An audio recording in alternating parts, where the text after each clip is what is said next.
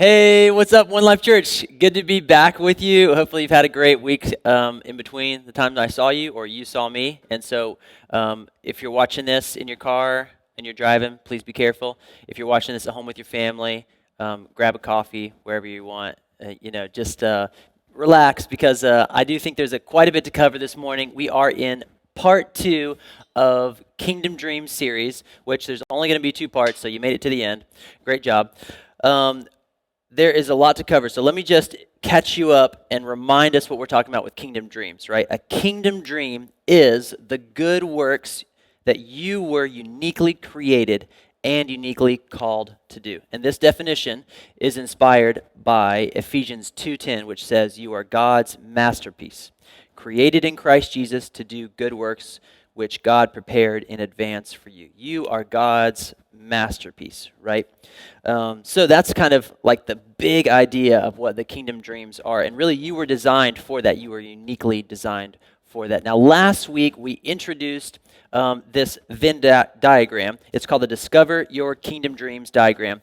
And that helped us kind of get started thinking about what our kingdom dreams could be. And so we're going to come back to that right here up front, but also a little bit later on in this talk. So let me just have you glance at it and just kind of get your wheels spinning again. We've got 3 very important questions when we're looking at what a kingdom dream is. And this is something that you can ask yourself if you haven't already done that. So, first question is, what's broken? You need to look at your surrounding life and you need to ask the question, what do I see that's broken? What pains my heart, right? Second is, what gets me excited? So, what's something that you wake up in the morning thinking, oh, I can't wait to do, fill in the blank. Third question is, where am I currently investing? Probably there's places in your life you're already at work where God already has you at work. And so we just need to find those places where you have 10 years of experience or you have, I don't know, maybe the last 5 years of experience where you've really been investing in something or with a group of people.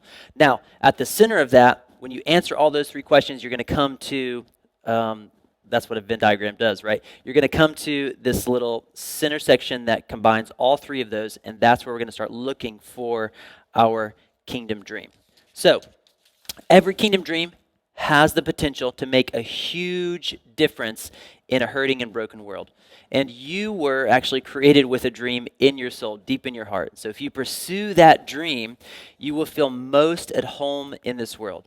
And this kingdom dream is something that's so unique that if you don't do it, it won't get done. Nobody else is going to do it. That's how God set the thing up, that it's for you very specifically.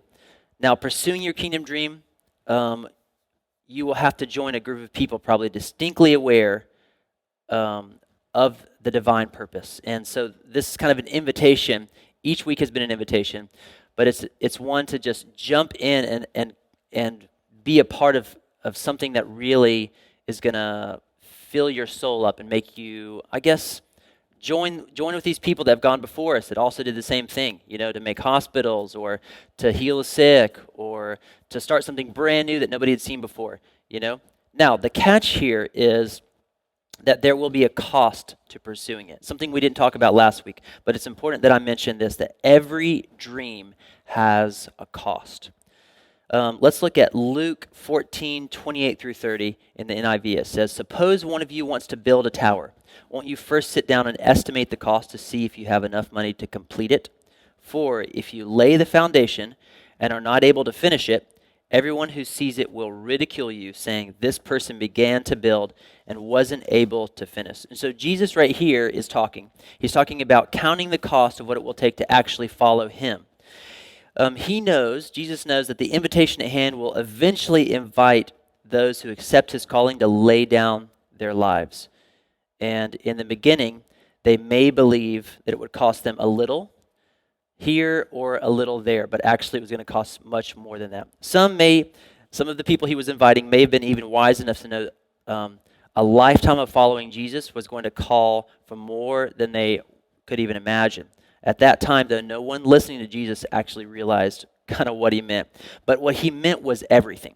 He meant if you follow him, it was going to take everything. All you know, all you have, all that you love, and all that you are. And so it is wisdom, therefore, to consider the cost. Don't get stuck in a place where you have to retreat because you didn't come prepared to pay the cost. Now, your kingdom dream is not exactly that relationship, because that relationship with Jesus is the most important thing that we have in this life. But it is absolutely a byproduct of that relationship with Jesus. And so it's because of your connection with the Father and your position as a son and daughter that you've actually recognized and you've responded to a kingdom not of this world. So the key that you hold in your hand will not only it won't only open the door for you, but it will actually enable you to open doors for others. The people around you will be impacted by Jesus within you, right? But it will cost you.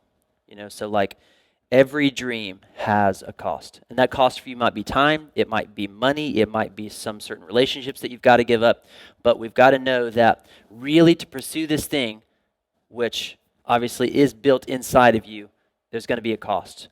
You're probably going to have to look at the schedule and cut some things out, right? So that's really important up front, and I wanted you guys to know that it's worth it, but it will cost you something. So let's move on to kind of this idea of the Kingdom Dreams framework. Now, there are actually 4 sections of the Kingdom Dreams framework, and I got this all from a teaching and a cohort that I'm in with a group of people from around the country. And so we're walking through all 4 of these. Unfortunately, we don't have time to walk through all 4 today, but I did want to kind of like just have you glance at them so that you knew where we were headed. So the first is the discover piece. The second is the design piece. The third is the develop piece. And finally, it's the deployment, right? And so, like I said, we only have time to dig into one today, but my hope is that this guides you to the most important section. And honestly, none of the design, develop, and deploy strategies will work if you don't discover what the kingdom dream actually is for you in your life, right? And so that's what we're going to really sink into today is the discovery process. The discovery process will excavate the dream already in the heart of every believer, okay?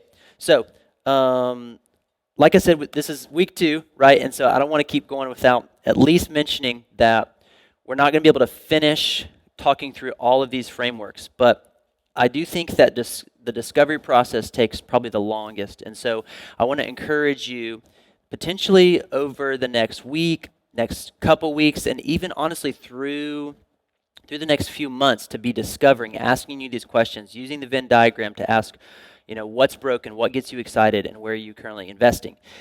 And I think out of that, you'll be led to something, hopefully, that you can really start launching into. Now, we're hoping that in the spring, we're going to come back to this. And so we're hoping that we'll be able to reconnect with this Kingdom Dreams idea and then walk you through the next 3 parts of that framework, okay? All the way to where you deploy and take that idea completely out into the world. Okay, so let's talk about discover. The discovery process is about identity. If you are a committed follower of Jesus, you are a child of God.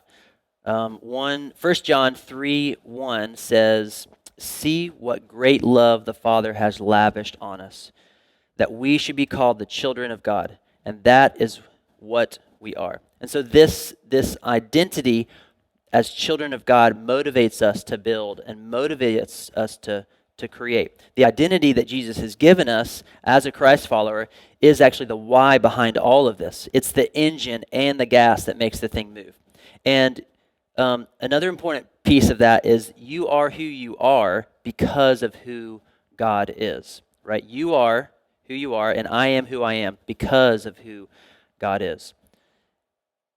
We see that when we're asking the question of who God is, though, that God is love. And I have a scripture here to remind us of that. 1 John 4:7-8 in the New Living says, "Dear friends, let us continue to love one another, for love comes from God. Anyone who loves is a child of God and knows God. But anyone who does not love does not know God, for God is love. God is love. And so our identity, who we are, comes from that place of him loving us. And then we're able to, again, we're able to create out from that because we are loved, because he's called us sons and daughters. So with God, you discover your full identity as an individual, but you also discover the dream in which you've been called. As you dig into God, you'll discover more and more of who he created you to be and who you were called to be. And so out of that, you discover the dream that you've been called to. Now, discovery is also about awareness, right? This kind of idea of being present and aware and able to soak in what's actually happening in our lives. If we don't learn to pay attention to what impacts our hearts, we'll miss the opportunity to discover the dreams God specifically has for us. And this all kind of makes me think of the story of Nehemiah in the Old Testament. Now, the book of Nehemiah can be read as a sequel to the book of Ezra. A large sum of Jews who had been exiled were permitted to return to their homeland, only to find it in shambles, right? I mean, everything was ruined. The economy was ruined. All the city was ruined. I mean, literally the buildings were like broken down in pieces, right? And so Nehemiah was not among one of those who actually got to return, because at the time he was serving the Persian king. Nehemiah started inquiring about the well-being, though, of his people who had returned home, only to find out that they were doing very, very poorly, right? Their precious city had been devastated. Their lives, they were living in ruins, and they were completely exposed to every surrounding enemy in the area. So part of his story is actually about rebuilding a wall surrounding the city of Jerusalem to provide that protection, to be the building block. But Nehemiah didn't wake up just one morning and say, well, we're going to rebuild a wall. This was actually the process. There was a process that Nehemiah followed and that he went through. So first, Nehemiah allowed his heart to be moved by the devastation of his people back home, right? That was an awareness piece. And it was asking the hard questions of what's breaking my heart. He asked hard questions of the well-being. He even thought even though he had to have known he wasn't be able to live with the answers, he asked the hard questions. Sometimes we ask hard questions, and the answers, they're even more painful than we imagined. But we see in Nehemiah that he was able to push through that, and honestly, he was able to say, listen, I'm going to have to find out the level of devastation here for me to move forward. And so we read also in Nehemiah that he wept and he mourned and he allowed his heart to break for his people. Then after a ton of prayer, he went before the king. And it would appear sometime during this mourning that God had actually placed a dream on his heart. Nehemiah wanted to rebuild the wall and restore order to his people. Nehemiah had a kingdom dream that needed to move from discovery all the way to deployment. The wall wasn't going to build itself, right? But Nehemiah had to start somewhere. So, discovery, just like we see in Nehemiah's story here, it takes time. It wasn't like immediately the people went back to Jerusalem and he was able to all right, this is what we got to do. If you know anything about the story of Nehemiah, then you can see the process of discovery that he went through. After receiving the news of devastation, he entered into a Shiva. And I looked this up. The Shiva is a time of mourning that Israeli people would do, the Israelites would do, where those with broken hearts would retreat from their normal rhythm of life to remember, right? So they would pull back completely from work and even family, certain things, and going to the market, whatever they would do, right? They would pull back from that. And then they would sit low to the ground and they would cover all the mirrors, they would cover all the windows, and they would allow their physical body to reflect the emotional states of their heart, right? It's kind of like if you've read or heard stories of people mourning in the New and Old Testament, you hear the stories of sackcloth and ash.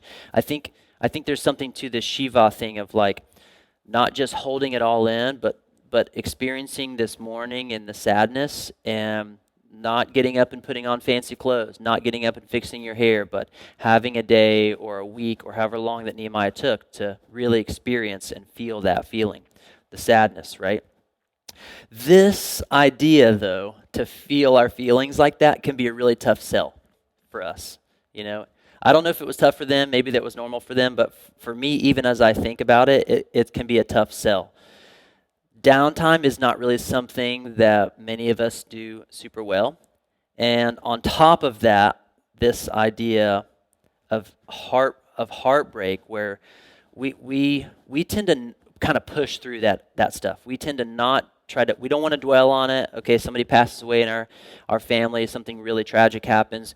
We want to like push through it and then just carry on with our life, right? We press on because there are things to be done, there are people to see, jobs to pursue, titles to earn, right? The problem with never slowing down is the risk it holds to missing the best of what God has for us, right? We can really miss it. And the thing about God is he's not in a hurry. He doesn't rush. He's never busy. He's full, and there's a lot of life surrounding God.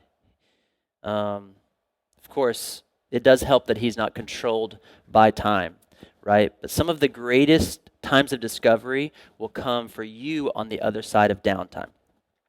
We were made to rest. We were made to rest, and we were made to be creative out as an outlet from that, right? And to find strength outside of ourselves as we rest, right? So quite often, though, when we rest, we only do it because we're forced to.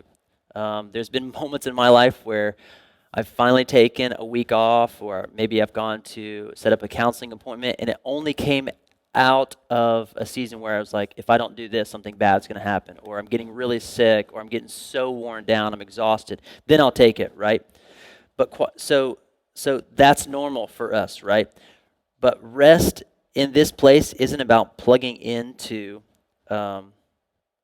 something. It's actually about unplugging from stuff that has stolen our lives. So that means, we have to change some of our rhythms, because the rhythm is what is actually stealing the energy and life from us. And this is what we see Nehemiah do, and this is what we see God even model through him giving us the Sabbath in the Old Testament, him even in Genesis as he's creating the seventh day is the day of rest, right? So dreamers and spiritual entrepreneurs often have one mode of operation, though, and it is go. So we've got to ask ourselves, what is the rhythm? What is your rhythm of rest like? And are you allowing yourself the space to discern with God and co-discern with others on what your dream is, what your calling is, and what your assignments are? Have you allowed your heart to break over something? Have you fallen in love with the problem you're called to solve and the people you are called to serve? And finally, have you dug deep and asked God hard questions that may put you in a place of necessary obedience? These are the kinds of questions, as we're discovering, that we've got to get to. And we've got to allow time for processing, because when you ask the question, you do need to wait on the response, and you need to process that response, right? So, God has a dream for you, though, just like he did for Nehemiah, right? God has a dream for you. Now, there's something you were specifically created for, and something that will not happen should you not discover your invitation. If you don't do the work of discovery, the danger is we will live someone else's dream. This idea, I think, is big, because sometimes I tend to grab on and maybe I don't want to do the discovery work for myself, and so I hear of a friend doing something cool, and I think, oh, let me, maybe that's my dream too. Maybe I want to do the same thing they're doing, only over here. And I think that can be a temptation that is dangerous, because, like I said, there's something that God created specifically and uniquely for each person, specifically for you, right? And if you are only inspired by what somebody else's dream is, that probably is going to lead you away from your specifically designed kingdom dream. Now, Nehemiah's heart was broken for the people and the problem, which is sustainable long term, right? If we don't care about the people we're serving and we lack passion towards the thing we're building, we will lose stability, we will lose sustainability over the long haul. If you don't have that thing that, like, really, where your heart is broken, you probably will look more for a quick fix. You'll think that you're building a quick fix, and or you're thinking about, hey, maybe I'll build something that makes a ton of money really fast. Those things aren't necessarily about serving people in the long haul. They're more probably about making me feel better. So it's not necessarily a godly ambition. And that's what we're looking for in a kingdom dream. And just like counting the cost, there's one way to test if your kingdom dream, and that's to ask this question: am I willing to suffer for this? Is the dream that you want to build something? Is the dream that you want to build something that you are willing to fight for? And does the problem really deep down break your heart?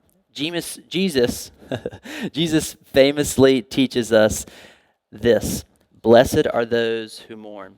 And so we'll never fight for something we aren't first mourning over, right? We'll never fight over the long haul. Our like dreams and aspirations and ambitions will fade if it's not something we first have really mourned over and seen as something that's broken, right? And one of the key differences between a kingdom dream and a worldly dream is godly sorrow. And so that's why even in the Venn diagram that we showed, the discover your kingdom dream, this what's broken is so important. Let's look at this diagram one more time, and you'll see that we've got to really hone in. Yes, the other two questions are important, but what's broken, I think, is if you can discover what's broken in the world around you, and it's something that you have access to be able to help, I think that you won't get tired. I think that you will be able to push through tough seasons where you're afraid that you are under-resourced or that you just don't have it to give anymore. I think that's why the discovery of these three things, and specifically this godly sorrow, is so important here. So if you haven't already done so, maybe you want to take a screenshot of this Venn diagram. Maybe we'll leave it up for a couple more seconds for you to do that, right? I do think that this could be a very useful tool for you as you are honing in on your kingdom dream, right? So when God's people mourn over the world and rise up from their mourning to step into action, there is power and authority from the Father that allows us to rebuild, restore, and make things new. Discovery may feel passive. That's a trick right there. It's like it may feel like I'm not doing anything. All I'm doing is thinking. But it's actually one of the most important parts of the entire process. Now, when you discover your kingdom dream, let me encourage you, don't settle. When you discover your unique kingdom dream, don't settle. Don't give up and pick the easiest one or even the one that comes out first. And now that may be the one that God has for you, but at least for me, it hasn't always come that way. Years ago, I was writing songs for an album, and I realized something special about the creative process. If you want to write good songs, I had to write a ton of songs. The first handful of songs may not have been the ones that made the album. In fact, it may take a ton of songwriting sessions and a ton of attempted songs to get a few good ones. I mean, an analogy I came up with at the time was it's almost like turning on your water spigot after all winter long of not using it, right? If you've ever turn on a water spigot for the first time after that, it kind of gurgles, you hear that weird sound, and you hear some bubbling, and then finally it comes out. But even then, it's not like crystal clear, cold water. I mean, it might be cold because it's early spring or something. But what you end up with, if you let it run, instead of stopping it, if mud starts to come out of the line, you think, and you shut it off, well, you're essentially shutting off what's to come in the songwriting process. So what you have to do with any kind of creative element is you've got to turn the thing on as far as you can. And so I did that years ago. I tried to write as many songs. I even had this goal for myself that I would write a song a week at minimum, and I would have to play that song at church. So it had to be a good enough song that we could test it on a Sunday morning with a band. And I think chasing your kingdom dream can be very, very similar. Don't take the first one, right? Open that faucet, that spigot up wide open, and just write down and process as many kingdom dreams as you can, right? At the end of that, I think you'll start to really hone in on the one that really God wants you to pursue, okay? So, your kingdom dream might be the one you chase down, the first one you chase down, but it might be first of 20 that leads you to the one. That's what I want to get across with you this morning. So, okay, finally, let me encourage you to include others in your discovery process. Nehemiah 2:11 through 12 says this: I went to Jerusalem, and after I stayed there 3 days, I set out during the night with a few others. I had not told anyone what my God had put in my heart to do for Jerusalem. There were no mounts with me except the one I was riding on. And so in this scripture, we see that Nehemiah was discovering his kingdom dream by actually surveying the outer edges of the city, but he didn't want to do it alone. He set out with a few others.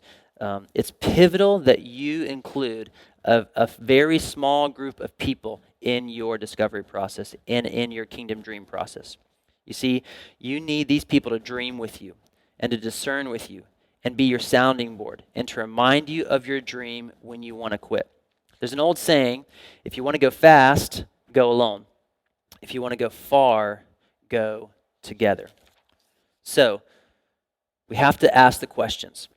Who are your people?